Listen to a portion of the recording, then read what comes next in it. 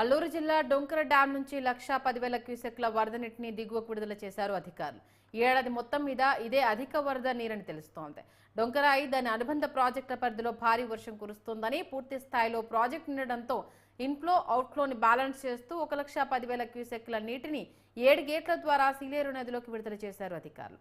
ఈ వరద శబరి నది ప్రవాహంలో కలుస్తుంది. దీంతో చింతూరు వద్ద శబరి నది నీటి మట్టం ప్రస్తుతానికి 29 అడుగులుగా ఉంది.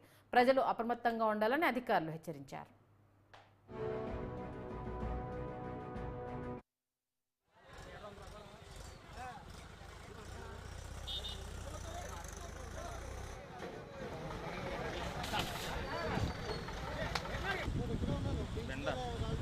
బెండ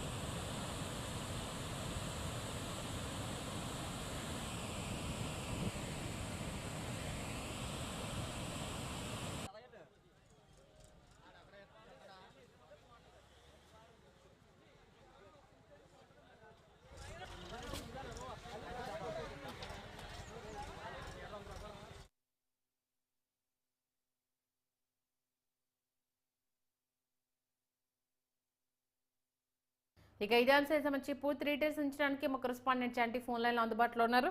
చంటి, అటు వరద నీరు పెరగడంతో ఇన్ఫ్లో అవుట్ఫ్లో బ్యాలెన్స్ చేస్తూ కిందికి విడుదల చేస్తున్నట్టుగా తెలుస్తుంది. ప్రస్తుతం పరిస్థితి ఎలా ఉంది? అలాగే మరో 2 రోజుల పాటు వానగండం పొంచి ఉన్నట్టుగా వాతావరణ శాఖ అధికారులు తెలియజేస్తున్నారు. క్షేత్రస్థాయిలో అధికారులు ఎలాంటి జాగ్రత్తలు తీసుకున్నారు? మరో 2 రోజుల పాటు మన తూర్పుగోదావరి జిల్లా వ్యాప్తంగా అధిక వర్షాలు కురవనున్న నేపథ్యంలో ఇప్పటికే వాగులు వంకలు పొంగు పొర్లుతున్నాయి అన్నట్లు తెలుస్తా ఉంది. ముఖ్యంగా అల్లూరు జిల్లాలో డొంకరాయి డ్యాంకు అధికంగా వర్ష నీరు రావడంతో డొంకరాయి ప్రాజెక్టు మాత్రం నిండుకుండడం కల్పిస్తుంది. అయితే దిగువకు 1,10,000 క్యూసెక్ల వరద నీటిని దిగువడంతో డొంకరాయి అనుసంధ ప్రాజెక్టులు భారీ వర్షం కురిసిన నేపథ్యంలో అక్కడ దిగువ ప్రాంతాలు పూర్తి స్థాయిలో వాటికి రాకపోకలు నిలిచిపోయాయని చెప్పొచ్చు. అలాగే ఏలేరు ప్రాజెక్టు నుంచి 15,000 క్యూసెక్ల నీటిని వదలడంతో ఇటు సైడ్ పిఠాపురం, జగ్గంపేట, ఇతర ప్రాంతాలకు కూడా రాకపోకలు నిలిచిపోయాయి.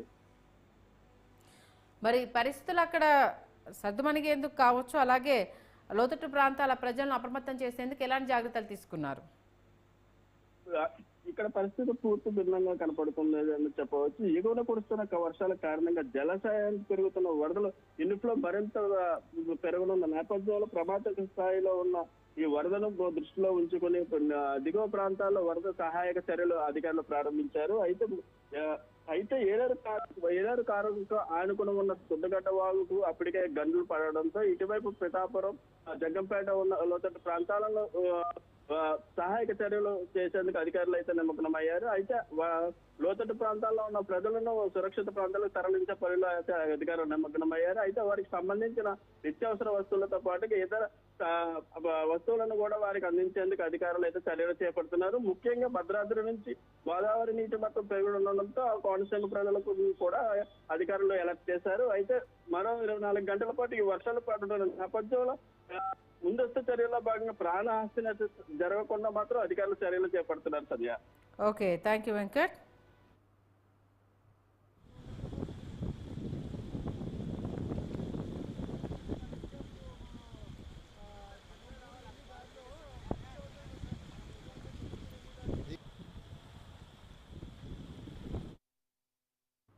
విజయవాడ వరద ప్రభావిత ప్రాంతాల్లో ఇవాళ నుంచి ఆరోగ్య సర్వే చేయనున్నారు.